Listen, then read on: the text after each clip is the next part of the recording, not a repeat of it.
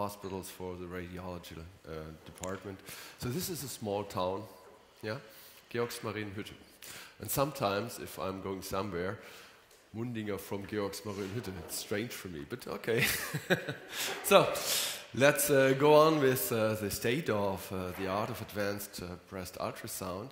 And I would like just to go with you through these topics, and I will start with some technical remarks. And I have to say I'm working with a GE system in my major department, so most of these images are GE images, and I should disclose that sometimes my department and I are supported by GE visiting congresses. This is a disclosure, an official, and now this is a view in our department, the waiting area, and it's important to understand that the ultrasound examination is an integrated part within a breast center and has to be quality assured, including the process of scheduling and data management, and all our images are in the packs. And if you're looking at modern transducers, they have multiple foci or matrix technology, and the aim of this is just to reach a very thin slice. That's the idea behind. And if you're looking at these modern matrix systems, they are able to give us tomographic slices as thin as 0.5 millimeters. And there are other developments with lower frequencies targeting at a higher, better definition of the slice, and they will soon come also to the breast transducers. And what is our resolution we need? Let me show you this little cyst. And even with a Doppler window, you're able to delineate this small cyst, and it's 2.5 millimeters in diameter. And this is a standard you should reach before a homogeneous background with a modern system. And we spoke about already some advanced applications, and for me, spatial compounding, digitally encoded tissue harmonics, and spec reduction, they have one common principle. It's the increased signal-to-noise ratio. And 3D and 4D ultrasound technology just gives you some more details on the margins, and color Doppler adds information about vascularity, and we spoke a lot about elasticity. So it's a bundle, and if you look at these images, this is a clearly suspicious lesion. But if you are changing from fundamental to the advanced technologies, you see much more details.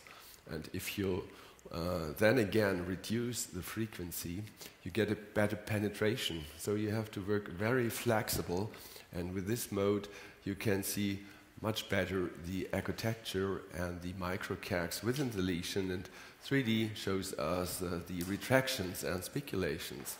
And a panoramic image is able just to show you and the breast surgeon where precisely in the three-dimensional volume of the breast our lesion is located. And this was the mammographic equivalent, and this is most important just to collate all findings from all modalities. And now about Biret's ultrasound, not too much because you heard a whole talk about. The major information for me is to hear or to know that we have to combine the B-mode features with vascularity, elasticity, and architectural assessment. And this all adds, but the B-mode is the most important. And therefore, I try to get you adopted to the new mode of combining all these informations in a final category. And we had this case before, and it was a lobular cancer. And if we look at the modern systems, they just offer a way of quantifying Birets and to give a selection of the criteria, the descriptors. And this, for example, was a big lipid necrosis. You can make automated measurements, automated contour findings. This helps not too much in daily practice, but they are nice gadgets, and here are the Biret's criteria finally that you can just tip into your system. What about the symptomatic patients? This is a very nice publication on symptomatic patients, and it's from UK. And if you're comparing the sensitivities of mammography and ultrasound, depending on the density, this was the Wolf classification, you can see that depending on the density, we have a sensitivity of 46 versus 72%. So for the less dense breast, it's 10 to 20%, but if it's a really highly dense breast, it's more in this publication of several thousand patients. And now, let me show you an illustration of the advanced technologies. This lady has a palpable nodule, but it's very difficult to delineate anything here on mammography. Maybe there's something. Go to fundamental ultrasound, and if you don't look at this line, it's nearly impossible to see any difference, any contrast difference. But then we add our advanced modalities, and now we can clearly delineate. Here is a lesion, and this was a fibroadenoma, and because it has increased in time, we made a large core needle biopsy. And this lady now will take out this fibroadenoma because there were proliferations inside.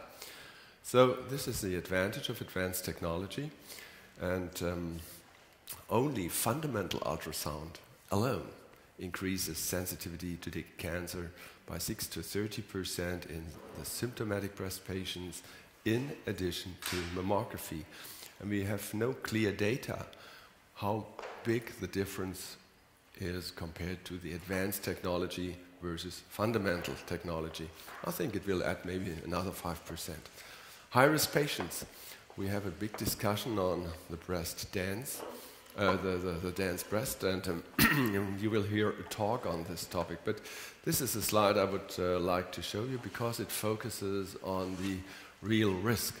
And risk means always a category showing this criteria against another category showing this criteria not. And if you compare the ACR density level 4 with 1, it's approximately 4 times more risk. But if you compare something in between, let me say the median of the density with a dense breast, it's only 2 times the risk. And 2 times the risk is not as much as you maybe should have expected. And here again, the idea of showing expanded T-values by a thin slice tomography. I showed this image and some of you said it was too fast. I want to have a closer look on it. And if you look here on these structures, this is like little trumpets that are distorted. This is a typical aspect of a TDLU. And if you see this is a broad range of differentials, but DCIS in a high-risk situation is in this differential, and it was a DCIS. So this is the ACRIN study, and you heard a lot of it, but I will focus on the cancer detection rate. And if you look at the number of cancers from 111 total cancers, 11 have not been detected by any study. These are interval cancers. Looking at mammography, 33, looking at ultrasound only 26, and by both, 32.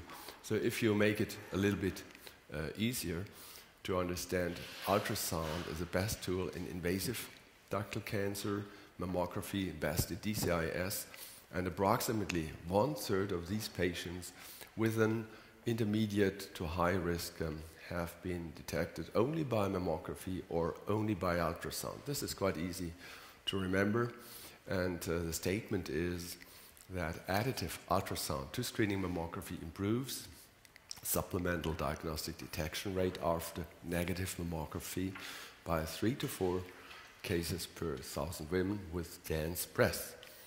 And now about screening. This is an unremarkable mammography, and this lady came because somebody noticed cysts, but these cysts were on the other side, and she did not the physician note that there is a solid lesion. And this is the other way around. If you look only on the advanced image, you could have the idea of a cyst. But if you go back to fundamental and if you add here elastography, it's very hard. If you go here on the margin details in 3D, it's pathological. We have here speculations. Then it's clear, this is not a cyst, this is a cancer. So it goes the other way around. Also, you have to do fundamental ultrasound and advanced technology to do your best. And negative mammography, as we see in 1/3 of the patients. And we have, going in a screening setting, to use these additional features, elastography, flow assessment, architectural assessment, in one hand, or on one hand, to increase our specificity, but on the other hand, you can also increase your sensitivity. And what about the Austrian mammography system? We have started in Austria, and I say we because I feel very engaged in this system. It will bring real, robust data on this topic, and it will start with ladies at the age of 45. They will be invited every 24 months, and women between 40 and 45 and 70 to 75 are allowed to be screened self-invited. It's a digital system, and it focuses on the radio-dense breast and adds ultrasound in any radio-dense breast and in any pathological finding at the first visit, at the first reading. And it has already started.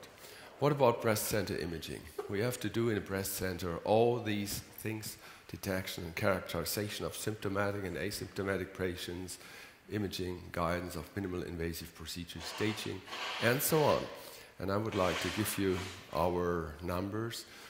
It's not completely actualized, but for example, we have 450 DCIS, so you get a lot of knowledge about rare diseases. And this is, for example, the ultrasound representation of various DCIS. DCIS are extended TDLUs. And what we know from the literature is, as more harmless a lesion looks like, as more probably we can expect that there is no microinvasion and there is a lower nuclear grade in average. That's only a probability, not an individual statement. And the more dangerous a lesion is looking like, the more suspicious features we see, the more we can expect microinvasion and a higher nuclear grade. And ultrasound-guided biopsies, very important point. You have to learn it working in a breast center. And the ultrasound-guided vacuum-assisted biopsy has gone down with the frequency in our breast centers. You can solve most problems with a large core needle biopsy. However, the stereotactic vacuum-assisted biopsy, that's a number one for calcs. And here you can see the just large core needle biopsy of a lymph node. And this is part of our work. Whenever there is a suspicious lymph node in the axilla, this should be punctured. And here, a surveillance case. Look at this mammography. There has been this structure a little bit increasing. And this lady had 12 years earlier and breast conservative therapy. And in progression from 1.5 to 3 millimeter only can be seen in a fatty breast. If it's a dense breast, it's impossible to see.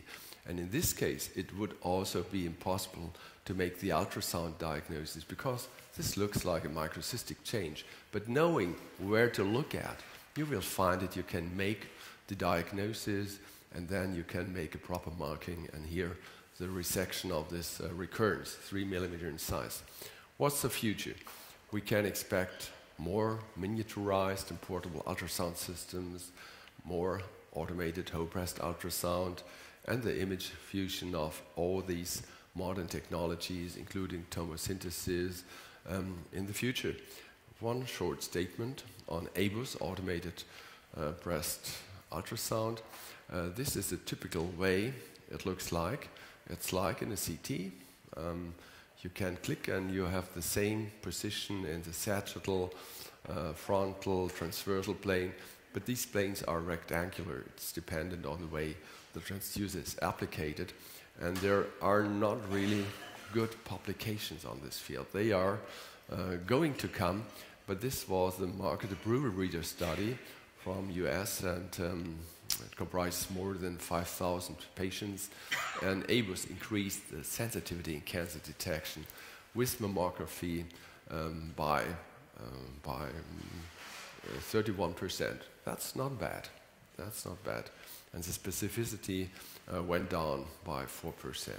So this means integrating the information provided by all the methods in a brain, or later maybe in image analysis systems. Let me emphasize that for prostate imaging, we now have systems that are integrating on a pixel-to-pixel base the information from diffusion imaging, contrast imaging, T2 imaging. Maybe we will see similar things in the breast. And let me summarize. The symptomatic patients benefit most from ultrasound, and image-guided intervention with ultrasound is very cost-effective. And the major advance in the field for me is the starting of screening, integrating ultrasound for the dense breast in Austria. So my take-home messages are: use the upcoming IBUS ultrasound categories of vascularity, elasticity, and surrounding architecture. Ultrasound and mammography are the key imaging tools in a breast center, and more prospective studies on the impact of supplemental IBUS, whole breast ultrasound, MRI, and molecular imaging on cancer detection and characterization in the dense breast are necessary, and hopefully we can report on that later. So thank you very much for your attention.